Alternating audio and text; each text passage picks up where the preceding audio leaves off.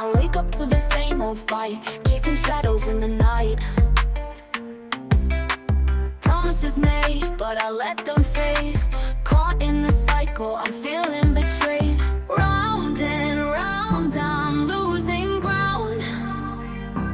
Trying to break free, but I can't see. These negative patterns are haunting me. Nights turn to days, I'm losing my way. Thought I found peace, but it's led me astray.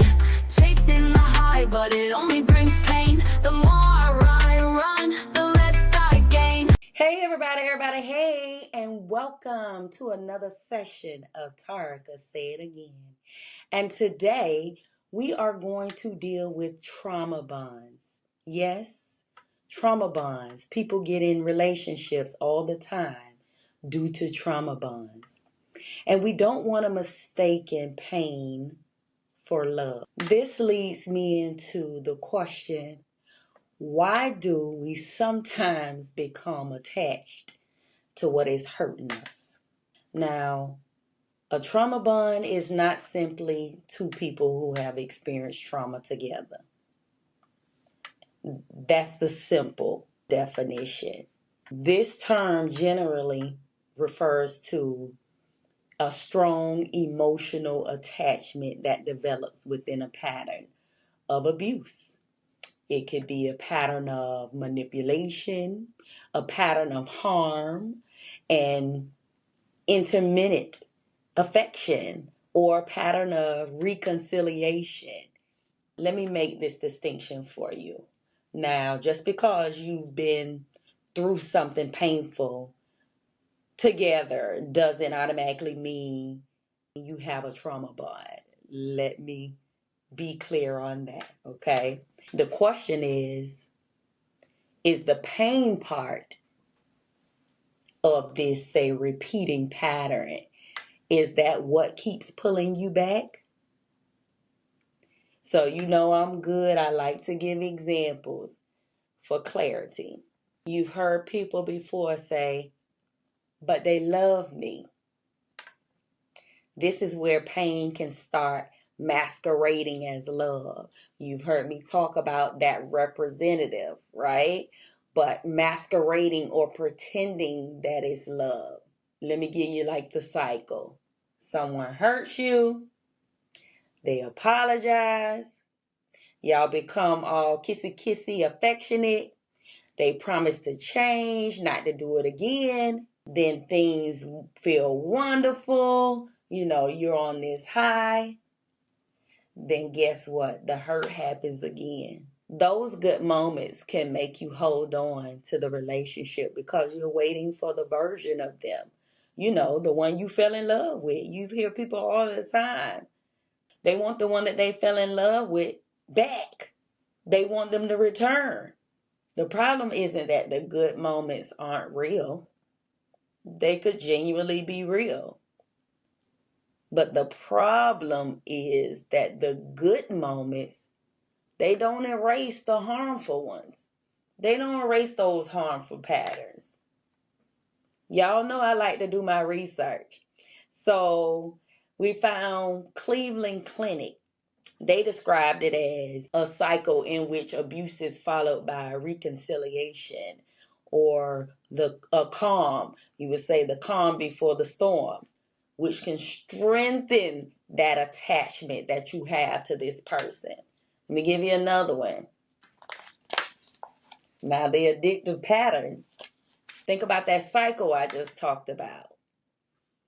The hurt, the apology, the affection, the hope, the forgiveness, that temporary peace, and then the hurt all over again. And maybe the person, they begin saying things like, they really do love me. They're going to change. Nobody knows them like I do. I've heard people say this before. I call it excuses, making excuses for them.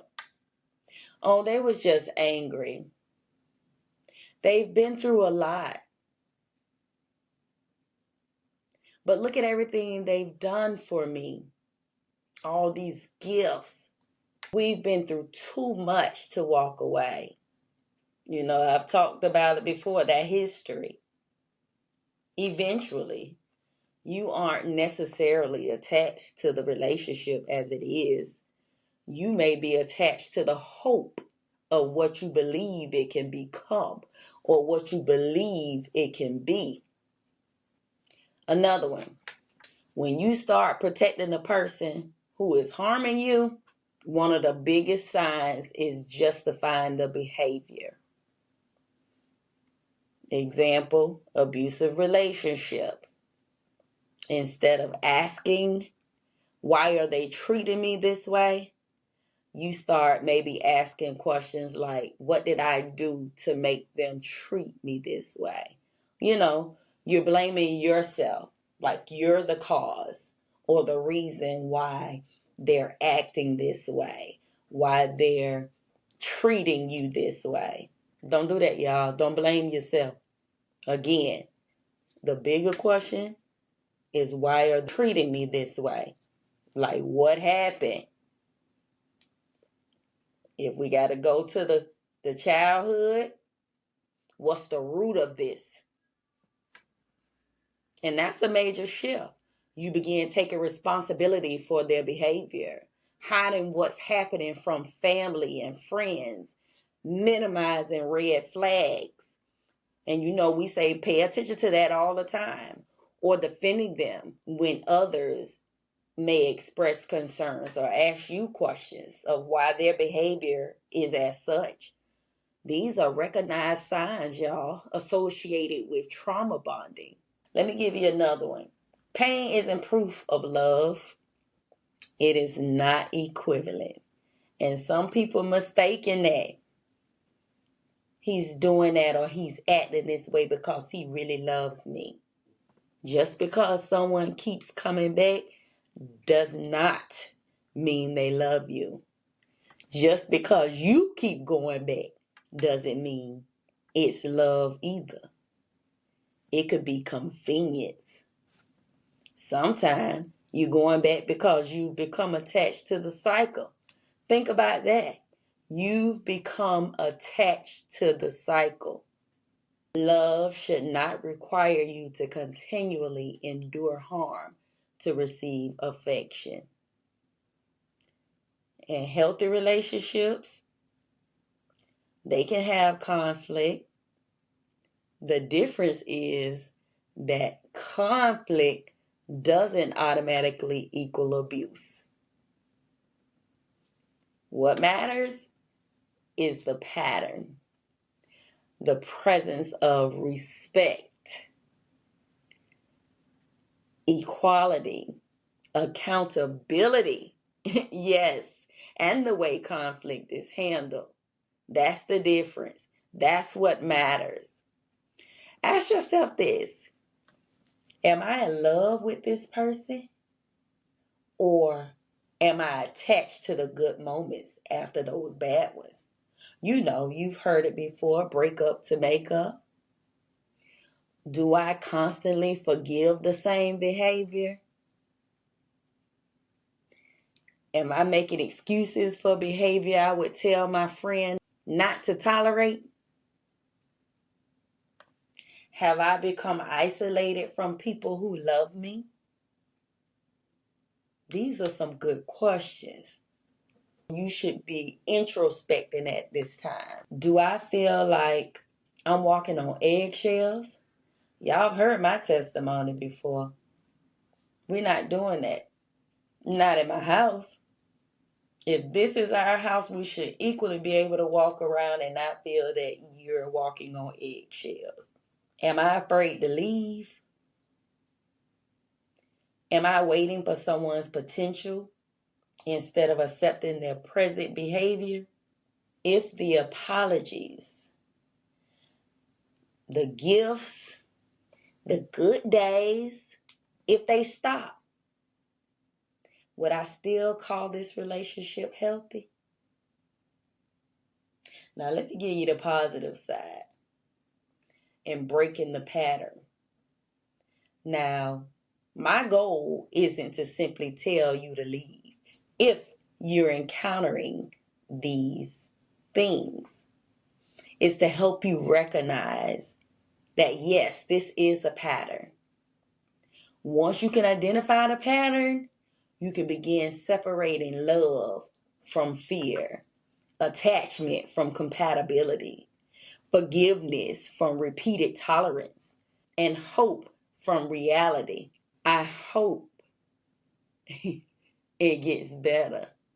No, we don't want to be around here just hoping, hoping, hoping. No. What's the reality? Breaking a trauma bond can be difficult. And that's why you have professionals or trusted outside support, such as counselors and therapists. They can help you gain perspective and develop a safe plan. And that's been an actual session as well, a safety plan, particularly when abuse is involved. My addictive patterns takeaway: listen carefully. Sometimes we're not addicted to the person. We're addicted to the cycle. We're addicted to the apology and maybe what comes with the apology, like a gift. We're addicted to the temporary peace. You've heard people say when it's good, it's good. But when it's bad, it's, yeah. We're addicted to the hope that this time will be different.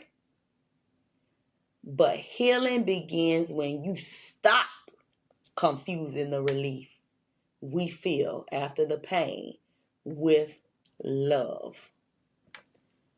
Let me close with this. Love shouldn't have to hurt you repeatedly just so you can appreciate the moments when it feels good. Hopefully you got something out of today's session. Please do not forget to like, share, and subscribe to iHeartRadio, YouTube, and Spotify. Have a good one.